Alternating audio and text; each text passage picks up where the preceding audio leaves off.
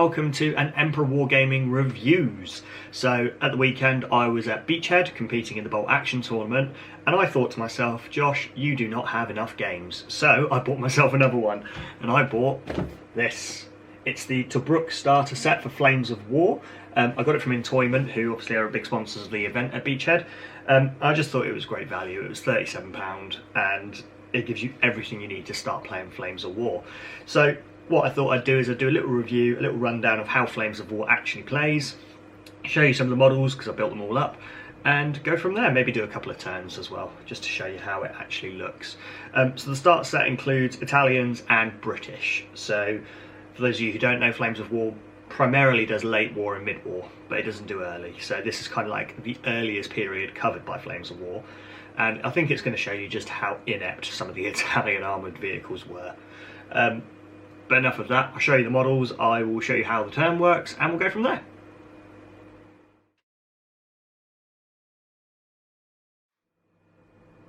So this is nearly everything that you get in the box for the Tobruk starter set. I say nearly everything because I've not put the infantry on the bases of the artillery pieces yet, and I've not popped the tank commanders into their hatches either. So starting off with the Italians, you get enough plastic to make a HQ section of M1441, and then you kind of get free reign, so you basically get enough to make 9 M1441s or Semiventes. So I've gone for 2 units of Semiventes, 1 of the M1441. So the way that a kind of force works is you have your HQ, and then your HQ can take, you can take formations, which are all on these little cards that come in the box. So for example, the M1441 gets to take a M1441 tank company tank formation. So you have your HQ and you have 2 to 3 tank platoons. So I've got my HQ, which is this little dude here, and then I've got 3 tank platoons, so 2 Semivente platoons and 1 M1441 platoon. Now this is classed as a unit. There's a unit of 3, and each vehicle is classed as a team. So that becomes important later on. Also included in the box, you get these 2 88s, so they can be tagged on as a support option. So that is 1 unit of 88s or 2 teams of 88s. Then over on the British side, we have got the HQ section of a Crusader armoured section, which has a 2-pounder and 2 close support howitzers. You get this section of Crusaders here, which has got a 6-pounder and 2 2-pounders. You get a section of Lees, and then the wild card selection of some Shermans. You get some dice, so you get some nice British and Italian dice, and you get a 8 million bayonets dice, and I'll explain that later on. And again, you get the command cards for the British, you get an A5 rulebook, and you get a quick start guide, which is really, really useful.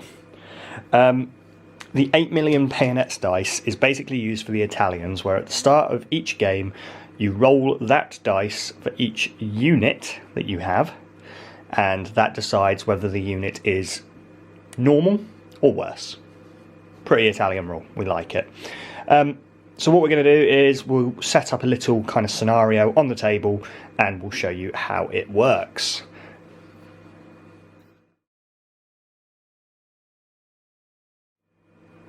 Okay then, so I've got my units all set up on the table. So normally you would play on a 6x4 table. However, I don't have a 6x4 table, and it's wet outside and I can't bother to go get it. So I'm just playing on my dining room table at the moment. What we'll do then is we're going to roll off to see who gets to go first. So obviously we've got the Italian defenders over here, and we've got the British just over there. So let's see who gets to go first. So the Italians are going to roll 1 dice. They get a 6. It's looking good. It's a good start. And the British roll a 1. So it looks like the Italians, in this case, are going to go first. So we'll get the quick start guide over. So basically the first thing we're going to do is we are going to do the movement phase. So each unit will have 4 different movement characteristics. It's got its tactical So its tactical move, it can move and shoot. It's got its dash moves. Now, dash moves basically means it's going to run up real quick, but it's not going to get a chance to shoot. Now you have terrain dash, cross-country dash, and road dash. So obviously road, you're going to be on the road. Cross-country, like we are here, we're going to be over that. And then you've got your terrain dash, which is going to be going through things. So like over the hill or through the trees. So let's start off with a little bit of movement. So obviously my 88s here, they're going to sit there. They're quite happy in that hardcover. The unit of Semaventes that are just under here, they're going to just stay back for now because they might provide some artillery fire support, just to show how that works. Let me grab my tape measure and let's have a look. So my M1441 has a cross-country dash of 16 inches or a tactical dash of 10. So we're going to do a little tactical dash with these guys. Just kind of come up here and just sit at the edge of this terrain, making sure that we can still give the 88s line of sight. This unit of Semaventes are also going to do a tactical dash. Now, they have to finish with their target in the forward arc because they are an assault gun. This unit's going to stand back here. This is the formation commander. He's going to be the spotter for these guys. And obviously the 88 is going to stay there. So, movement phase now done. We move on to the shooting phase. So, let's have a look and see what we do for the shooting. So, each unit on their card has got a weapon, the range that weapon has, and rate of fire. So, if it's moved or if it stayed still.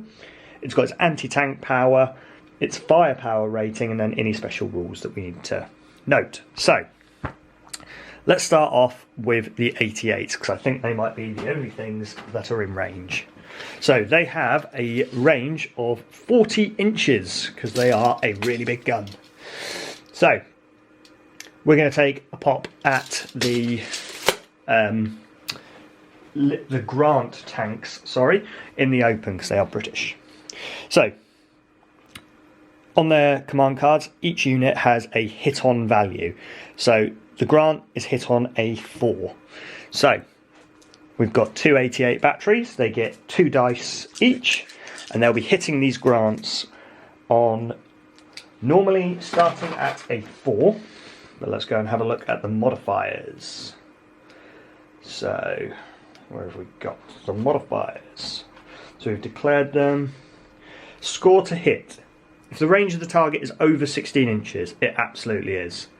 So it's going to be a +1. So we're going to be hitting on 5s instead of 4s. So 4 dice, needing 5s. So we get a hit. So we have hit that Lee. Now, because we are firing at long range, the Lee gets +1. Sorry, it's Grant. I keep calling it a Lee. I'm used to playing Americans. The Grant gets +1 to its armour saving throw. So, he has got front armour of 5, which now becomes armour 6 because it's at long range of the 88. However, I don't think that's going to make a huge difference because the 88's anti-tank rating is 14.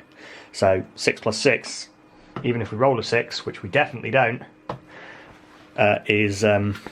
we've popped one of these Lees. So now what we've done is we've hit it, and we have definitely penetrated it. So what we then need to do is roll a save. We've done that. So if your opponent's armour save is greater than the weapon's anti-tank rating, the shot is unsuccessful, has no effect, bounces off. In this case, we've rolled much higher than the armour rating.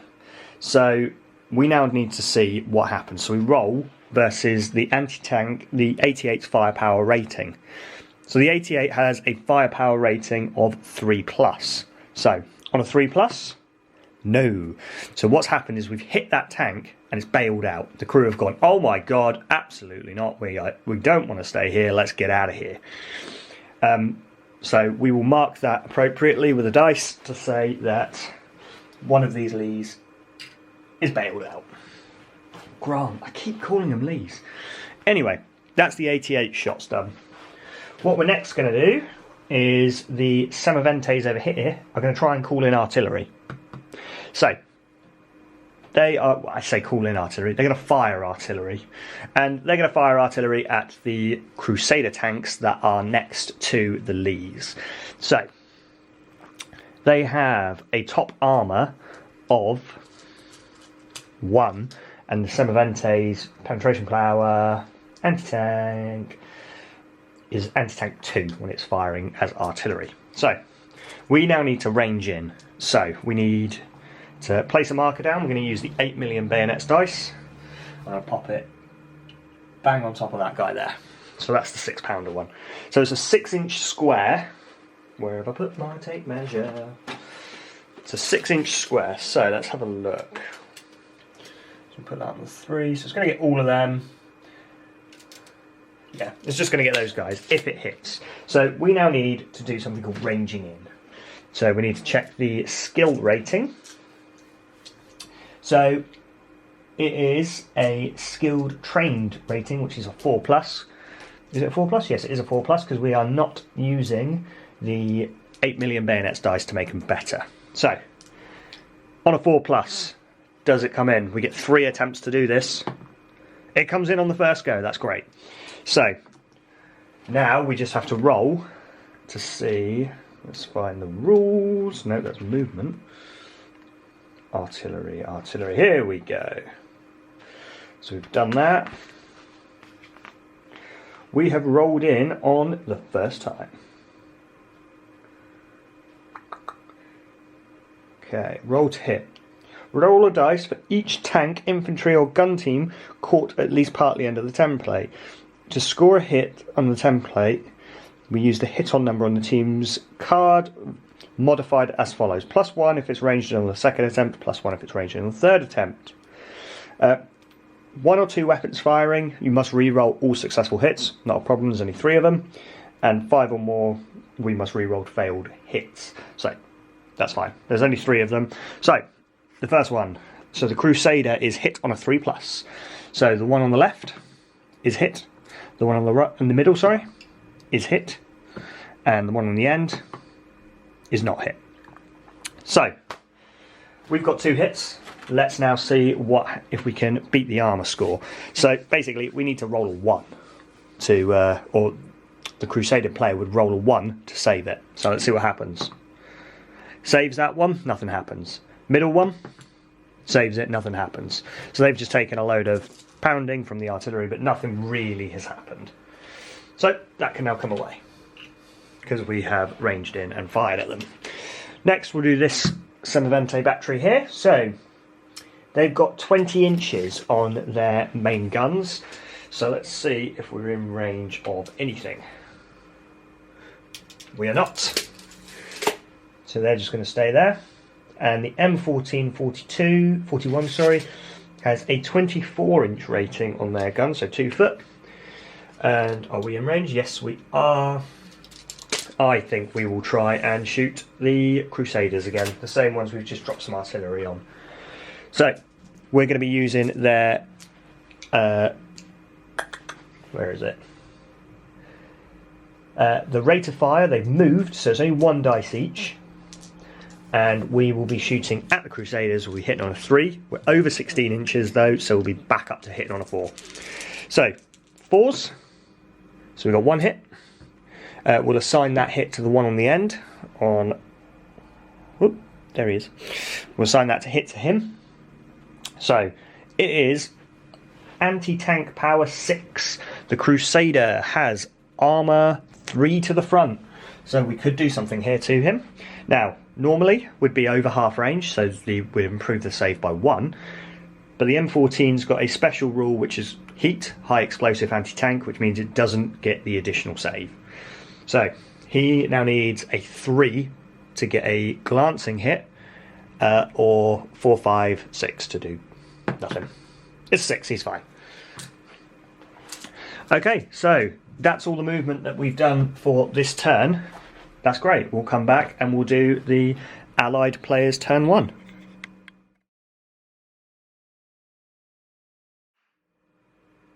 So we're into Allied turn 1. So first thing we've got to do is we have to see if that Grant is going to jump back in and remount. So the crew have basically bailed out. They were like, screw this, that was an 88 hit that's just like pinged off our armour. We need to make sure that we can try and stick the landing. So they need to roll a remount rating. Now they get a special one because of protected ammo bins, so they remount on a 3+.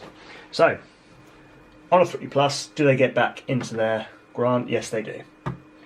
Bosh. Now, what we're going to try and do next is something called a movement order. So there are basically loads of different movement orders you can do that are kind of almost like little tactical things to make things a little bit better. So we're going to try it with the Shermans, and we are going to try and do a blitz move, which basically is a 4-inch move for free that basically means they count as being stationary, but they get to move 4 inches. So you have to roll this versus their skill test. So their skill test is 4+. No, they don't do it. So no, nothing ventured, nothing gained. So anyway, we're now going to do some movement. So we'll get the Shermans to do a tactical move. So that's a 10-inch move. And they're going to come trundling up this way and just kind of hide from those Semiventes because they can do more damage. The Grants are also just going to move up. These Crusaders at the back here, they're just going to stay where they are because that's the HQ section. And these Crusaders here will move up as well. There we go. So now we're going to go into the shooting phase. So the Shermans, let's start with them. So they've got the biggest guns here. So they have moved, so they're going to get 1 shot each with their 75mm guns. They've got a 28-inch range, and they are going to shoot at the M1441s to their front. So, are we over 16 inches? There we go. No, no, and no. So, it will just be using the bog standard hit-on value. For the M1441, that is a 4+. 3 dice, need them 4s. So we get 2 hits. So we now get to assign these hits. So I'm going to assign 1 there, because it's in the side armour, and 1 there, because it will be in the front armour. So, this one here on the side armour is armour 2. He is firepower 10, so this is going to penetrate. Just very close, but unfortunately it penetrates. We now need to roll firepower. No, sorry, that was the armor save. We've done that. So it has penetrated. We now need to see what it does. Firepower, does it knock it out? So the firepower rating on the Sherman's main gun is 3+. Bosh. We have blown up an M1442. There are flames everywhere. And then we'll do the other one. So we've got the hit here. He is at the front, so this is a 3+. He really would need to roll a 6, but he's still going to penetrate. Yeah, it's penetrated. What does it do? Roll the firepower. We lost that dice. Roll the firepower. Bosh, that's another one gone. So that is 2 Italian tanks up in flames, which is not a great start. So we'll move on to the next ones. Is going to be the Lees. The Lee is going to fire at... Not the Lee, it's a Grant, come on. The Grant is going to fire at... Let's see what we got. Yeah, I think we'll do the same. We'll probably just try and pop that last M1441. So I reckon we'll have 1 Lee fire at that... 1 Grant fire at that one. So he is outside of... Oh no, inside 16. And well within range with his big gun. Do we also fire the little Grant turret? Yeah, why not? Because it'll be within 16. So yeah, let's do it. So, we'll do the big gun first. And then, sorry, these other 2 are just going to go at the Semivente battery. So, big gun is going to be hitting on a 4+. Hits. It's armor pen... anti-tank 9, so we could potentially shrug it on a 6. No. So it's penetrated. Do we get the firepower rating? Yes, we do. That's that one destroyed. It's not looking good for the Italians. There is a lot of fire and a lot of flames. And then the other two Lees are going to fire their guns at the Semivente battery here. So let's check range.